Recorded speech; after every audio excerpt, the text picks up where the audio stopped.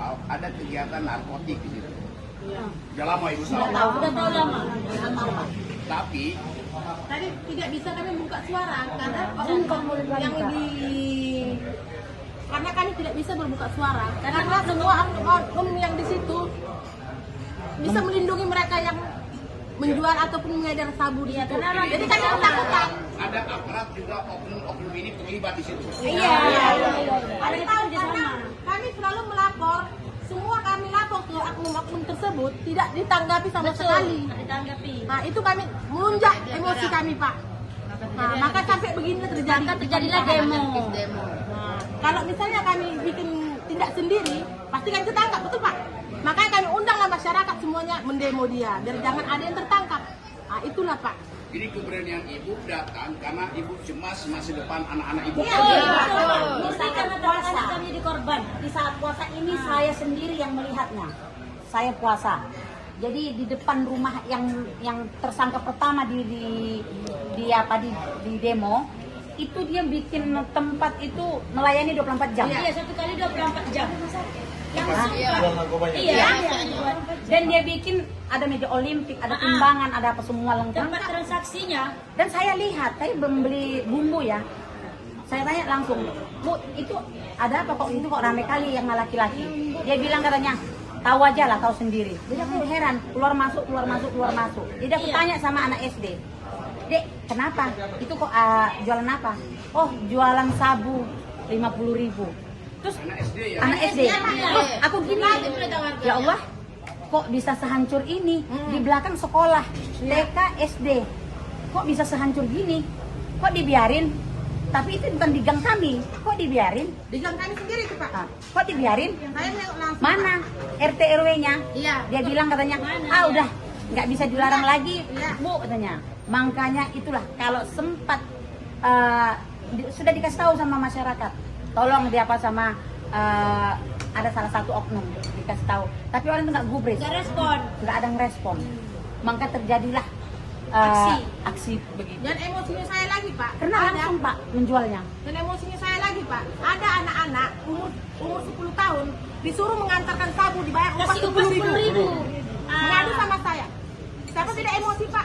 Berarti bukan anak orang itu aja, mungkin kalau anak saya pun di situ pasti anak saya yang disuruh kan Pak. Saya tidak terima. Karena Pak. anak-anak kan nengok duit ini kan, nah 10.000 Pak, tambah harga sama mereka Pak. Apalagi umur yang 8 tahun atau 10 tahun. yang ibaratnya ke mereka yang kekurangan ya, yang serba bukan kita semua di sini orang yang lumayan. Ada yang anak-anak yang terlantar juga ya kan, di sana yang orang tuanya yang pergi merantau apa, itu yang kita takutkan. Dan Dia satu bakal lagi Pak, baru hancur. sampaikan Bapak ya. Di depan rumah dia, orang tuanya tidak ada, itu anaknya tidak orang tuanya, ayahnya pun tidak ada, masuk penjara. Mamanya pun gara-gara narkoba udah stres Pak. Jadi itu anak itulah dialatin orang ini yang mengambil ataupun mengambil anak muda itulah sampai putus sekolahnya Pak. Kasihan. Sekarang Ada sampai sekarang. Siapa namanya? Jadi ya di situlah Pak, di depan rumah itulah tempat membong ya, apa namanya, menyewakan bong 5.000 satu.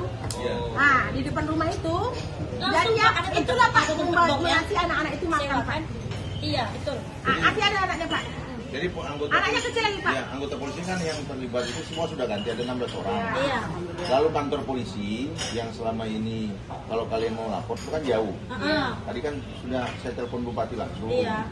Itu jadi masalah utama juga. Kantor Iyalah. polisinya jauh. Iya Pak. memang Jalannya jauh. juga ya. Jalannya juga Kak. Jalannya rusak sekali. Kalau kita pakai motor ya, Pakai Pak, ya, motor kalau sampai kami terguling bebek semalam. mungkin jatuh. Semalam Harus iya. pakai Terguling. trail Boleh baru ditambah bisa. gitu, Pak. Mungkin Bapak Kapolsek kita pun baru mungkin terkejut ya melihatnya. Kehadiran Bapak. Tadi terima kasih kepada kehadiran Bapak karena sudah langsung cepat merespon ke Panipahan langsung dengan terjadinya kerusuhan sampai anarkis begitu. Jadi kami sebagai masyarakat Panipahan itu berterima kasih banyak kepada Bapak Kapolda, Kapolres langsung cepat. Ada Dandim juga kemarin saya Ya, datang. semua jadi Bupati. cepat menanggapin masalah ini dan kami minta, bukan di situ aja, kami meminta itu yang namanya gembong narkoba, bandar-bandar kecilnya, besarnya, semuanya harus dibahas Pak. Itu yang kami minta. Kami tidak minta apa-apa Pak, hanya meminta supaya anak-anak kami itu bisa sekolah dengan baik. Apa gunanya Pak? Kami ini bekerja, suami istri bekerja keras untuk membiayai anak sekolah, ternyata anak tadi permainannya itu. Yang kami takutkan itu Pak, anak kami hancur. Kalau sudah anak hancur kena narkoba, kami orang tua itu gagal Pak sebagai orang tua. Karena itu harapan kami, anak kami jangan terkena narkoba. Jadi tugas bersama ya. Jadi kami pun sebagai masyarakat memang harus adalah tugasnya untuk mengapakan narkoba ini. Bukan diserahkan sama Bapak kepolisian aja. Kita kerjasama. Ini Ibu udah tahu. Pagi ini kita berada di warung kopi di Kota Pekanbaru. Ada Bapak Kapolda, ada Prof. Rocky, Gerum, dan ada ibu-ibu. Kegiatan pagi ini tentu berbeda ya. Jadi ibu-ibu ini sudah diangkat menjadi duta narkoba di duta anti narkoba di Polda Riau, dan mereka adalah dari Panipahan yang beberapa waktu lalu terjadi situasi yang kurang kondusif ya terkait dengan penggerbekan bandar narkoba di sana, dan Pak Kapolda pada saat itu turun ke Panipahan. Kali ini ibu-ibu ini diundang ke Pekanbaru dan Pak Kapolda tidak menerimanya di kantor Polda tetapi di warung kopi. Tadi sudah kita saksikan. Lama perjalanan dari Panipahan? Dan perjalanannya tidak lalu hampir 15 jam. Ya, jadi ini dibawa dan diundang Pak Kapolda ngopi-ngopi, dan di warung inilah muncul suara-suara ini.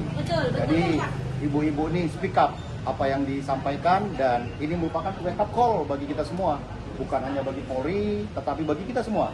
Dan Pak Kapolda langsung mengambil aksi, menelepon Pak Bupati Rohil untuk bisa melakukan intervensi dan bisa melakukan langkah-langkah mitigasi ke depannya, termasuk nanti pemindahan polsek.